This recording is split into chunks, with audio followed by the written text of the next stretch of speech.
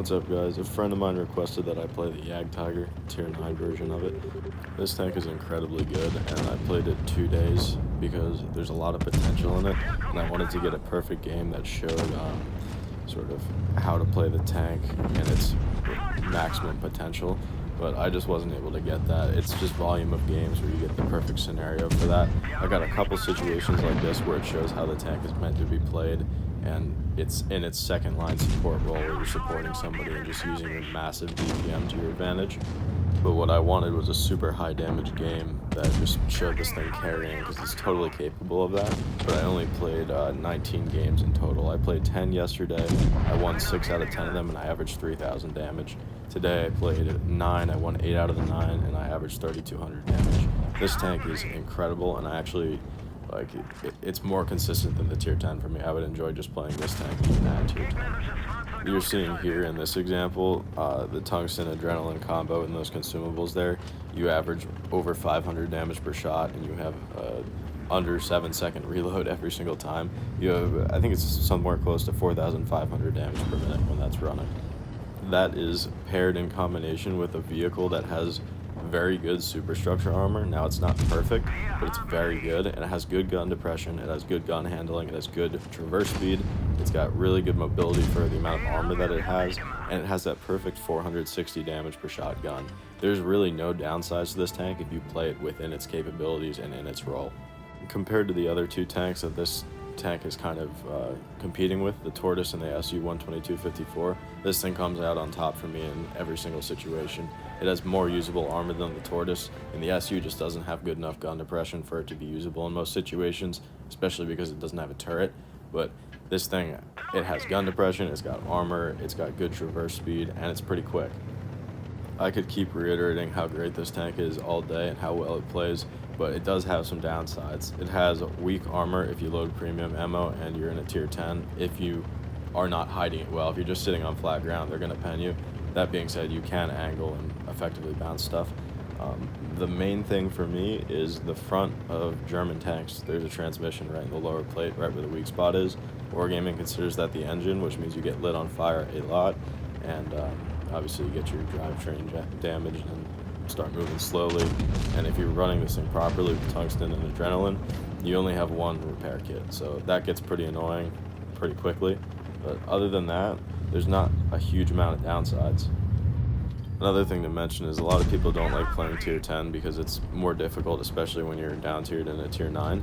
For me, I enjoy it, but if you don't, try out the tier 8 Jagdtiger. It plays exactly the same, and you have no disadvantages except for you do 350 damage instead of 460, which is plenty when you see tier 7 heavies. You absolutely eat them alive. Right now, in this game situation, I'm not playing the Jagdtiger the way it's meant to be played. I'm on the front line, and I'm being supported by my 60 TP, if you can call it that. He's behind me, and he's not doing anything. I should be back where he is, and he should be up here. But I wasn't paying attention, and I wanted damage, so I pushed up all the way. And unfortunately for me, this VK90 is really the only problem, because if I was just hold down to those two tanks in front of me, I was bouncing them all day long. As soon as he puts me in a crossfire like this, I can't leave, and I'm kind of screwed at this point. But this situation right here just proves how well this tank can hold and how long it can hold for. When you see a Jagdtiger like this, you're not expecting it to just put out this much damage and be able to survive for this long. I wasn't even expecting to bounce these shots, and the VK should have paid attention to me there. I think he was expecting the other guy to kill me, but the VK even bounces me here. I'll spoil it, but he doesn't penetrate this shot, and I get killed by the Minotaur instead. It just shows how strong this tank is when you're hold down and wiggling properly. Now that I've gone over how to play the tank, it's supposed to be a second line support tank with a ton of DPM, and you can be a little bit more aggressive than its counterparts because it has a little bit better armor at least. Now we're going to show the game that I think this is the game I did the best in. I think I had a similar damage game, but it wasn't as cool as this one. So this is the one I picked anyway. We're on New Bay, and we're going to go to the bridge first. I want to go to the bridge because my team is going there, but also because it's tier 8, so I don't really need to worry about getting flanked when I'm at tier 8. When this thing sees tier 8s, you can go wherever you want as long as you don't drive into a crossfire, and if somebody comes up behind you, literally just turn around and melt them. You'll see an example of that in this video. I say that because normally if you don't go heavy side and you don't win the bridge, eventually you get flanked through heavy side on this map, but I'm so confident that I could just push over bridge or turn around to heavy side and not have to worry about getting flanked. Up here, I'm just going to wait until I see where they are, because while I'm quick for a heavy tank, I still have heavy tank mobility, so I don't want to just overextend to their spawn or something and then be caught. Look at this guy. As soon as I aim in, driving right in front of me. And then I miss. Anyway, I don't want to drive all the way to this Jagdtiger, overcommit, and then the enemy team be going through heavy side and on the opposite side of the map as me. I don't want to have to chase the damage the whole game. So I want to kind of wait in the middle until I know where they are and then plan my attack from there. And yes, I'm just pushing this guy until he gets the hint to get out of the way. Now that they have tanks spotted, I'm checking to see how much HP those tanks have, where they look like they're going to drive next and all that. Once I determine, yes, there's enough HP over there for me to drive there and them not all be dead by the time I get there, I figure out how I'm going to get there. Now, in addition to wanting to fight this 53 TP here, the reason I go to the outside part of the bridge is because if there's anybody in our spawn, I'll spot them on my way to those tanks. I don't want to get to those tanks and then have somebody drive up the bridge and come up behind me while I'm in an engagement with all those guys anyway. So I drove out here intentionally, not just to fight him, so that I can see if there's anyone trying to flank. He happened to be there at the right time, and I take him down for full HP in literally a matter of seconds. Full HP tier 8 heavy, one of the strongest tier 8 heavies. Just gone like that. I only took one shot of damage for it. I bounced the other one, but you can see I repaired the track and then he got my engine, which is what I was talking about before, the weaknesses of this thing, but we'll work around it while our repair kit comes back. Now this Object 704 is scary in the position that he is because he can peek me and shoot me and then back off and I won't be able to get to him. And that's a problem for this tank, is if somebody that does more damage per shot than you can peek and not let you get to them, you'll lose every single time. So I'm being a little bit cautious here because I don't want to fight the Object and somebody else, because if that M48 pushes up on me and face hugs me, I have to deal with him, and the Object can peek out, shoot me once, and then hide. And as long as he connects his shot, I lose the engagement and I die. So I wanted to be pretty careful there and make sure that didn't happen.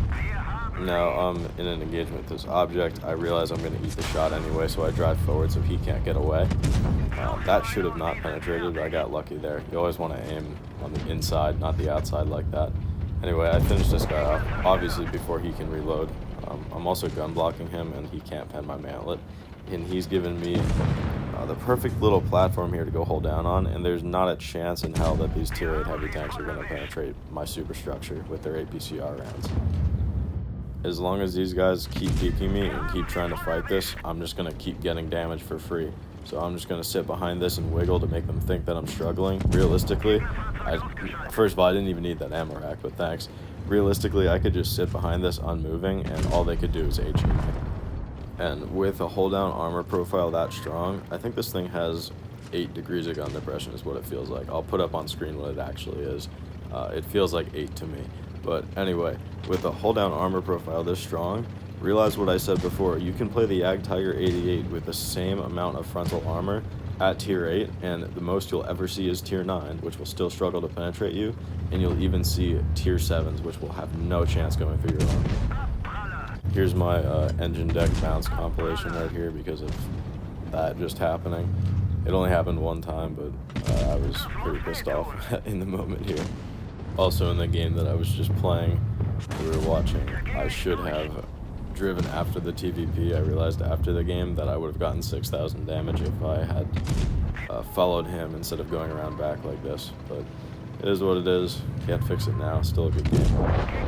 I don't know if anyone else gets that. It always seems like to me the enemy, like the last guy alive, will angle or avoid only me. Obviously this was a pathing issue, you probably didn't even know I was there, but like it always seems like the last guy will hide behind a rock so that my entire team can shoot him and then avoid me only. I don't know if anybody else experiences that, but I think it's funny. I hope this helped you out, Lucas. I hope you can see how to play the tank now. If anyone else wants me to play any other tanks, let me know in the comments. I loved playing this one. 100% recommend this. This is really, really fun to play. So if you want the Jagdpanzer E100, I would keep this on the way. Like, this tank is great. Stay tuned for more videos. If nobody requests anything, I'll probably end up doing either another Leopard 1 video or a WZ121 video. But anyway, have a good day.